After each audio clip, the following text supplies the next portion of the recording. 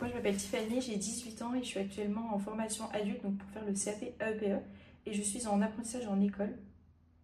Et moi, c'est Chloé, j'ai 18 ans et comme Tiffany, je suis en CAP AEPE et mon apprentissage, je le fais en micro-crèche. Et ça fait 4 ans que nous étudions à l'AMFR puisque nous avons fait un bac pro SAPAT juste avant la formation adulte. Oui. Du coup, j'ai choisi d'être en CAP AEPE parce que pour moi, c'était dans la continuité du bac pro SAPAT et que je voulais vraiment me spécialiser dans la petite enfance et vraiment d'avoir un diplôme pour entrer en structure parce que maintenant, c'est ce qu'il faut. Et juste avec notre bac pro, c'est pas possible. Et je me voyais pas tout de suite commencer à aller en diplôme d'auxiliaire, vu que pour moi, j'étais encore un peu jeune, j'avais encore que 17 ans. Et c'est vrai que c'est un diplôme qui est entre guillemets plus simple qu'un diplôme d'état d'auxiliaire de puériculture qui peut être plus long et un peu plus prodigué sur les soins, etc. Que là vraiment le CAP c'est plusieurs choses, c'est la santé, la sécurité, l'affection, etc. C'est bien parce que c'est en alternance, donc c'est ça aussi qui m'a fait choisir d'aller en CAP AEPE. L'alternance, et du coup on n'est qu'une fois dans le mois, donc une semaine dans le mois en cours, et du coup on est vraiment en entreprise et on peut vraiment acquérir d'autres compétences, développer déjà nos compétences, et ça permet vraiment d'être comme si on était déjà professionnel. Se spécialiser dans le métier Ouais. en fait. Et aussi le fait d'être régulièrement en contact avec les enfants, ce qu'on aime faire, parce que du coup, sinon on n'aurait pas choisi ce diplôme-là. Donc voilà. Et du coup, pour moi, la formation m'a fait évoluer aussi du fait d'être plus autonome, parce que le fait qu'on soit vraiment dans le métier, entre guillemets, du coup, toujours parce qu'on n'a toujours pas le diplôme, mais qu'on nous donne des responsabilités. Par exemple, moi je pense à lorsque je suis en classe avec les enfants, on me confie à un groupe d'enfants pour pouvoir faire mon atelier, donc on me laisse de l'autonomie avec les enfants. Ça m'a aussi apporté de la confiance en moi. Moi c'est comme Tiffany, ça m'a vraiment fait prendre confiance en moi, d'être plus à l'aise, surtout sur le travail en équipe. Enfin, la communication, ça peut être un peu compliqué quand on est timide. Et là, en fait, ça se fait tout seul. Et puis si on se retrouve avec une bonne équipe où on est vraiment intégré, ça aide aussi beaucoup.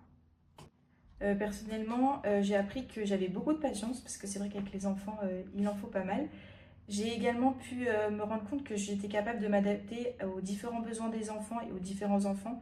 J'ai pu m'adapter par exemple à un enfant qui est en situation de handicap, donc j'ai de ne pas agir ou d'expliquer les mêmes consignes envers cet enfant. En fait, le fait de faire du travail d'équipe, ça nous apporte énormément en communication, on est beaucoup plus à l'aise, on se sent plus à l'aise à parler avec des personnes, etc. On a plus de responsabilités, on nous fait plus confiance et on fait beaucoup plus de choses que si on était juste stagiaire ou qu'on débutait juste.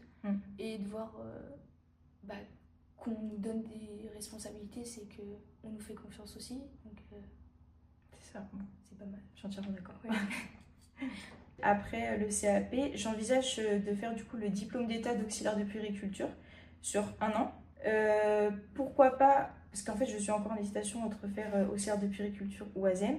Donc pourquoi pas, s'il y a des inscriptions, aussi passer le concours d'ASEM, donc une fois que j'aurai passé mon diplôme d'infirmière d'auxiliaire de puériculture, continuer à acquérir de nouvelles compétences dans le milieu professionnel. Mais pourquoi pas aussi avoir du coup plus de responsabilités et devenir du coup infirmière de puériculture plus tard, si possible. Moi, je suis encore un peu en réflexion. J'étais plus partie sur partir 6 mois, 1 an à l'étranger pour travailler auprès de la petite enfance. Mais je me dis que je pourrais peut-être aussi passer le diplôme d'état d'auxiliaire au lieu d'attendre et du coup vraiment d'enchaîner les études pour vraiment commencer à travailler après.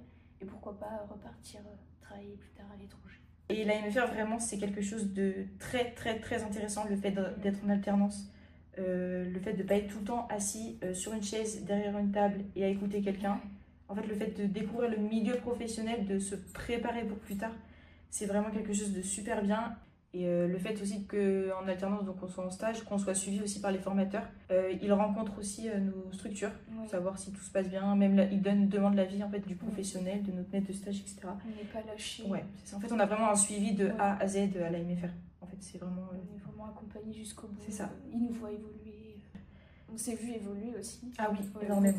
Du fait qu'on était arrivé en seconde, qu'on connaissait pas grand monde, qu'on soit timide, et là, être en CAP, formation adulte, c'est ça, plus timide, dans un travail d'équipe, On n'aurait jamais fait ça sinon. Enfin, oui. Mais franchement, oui, l'AMFR, c'est quelque chose de très très intéressant et d'enrichissant. Donc, faut pas hésiter.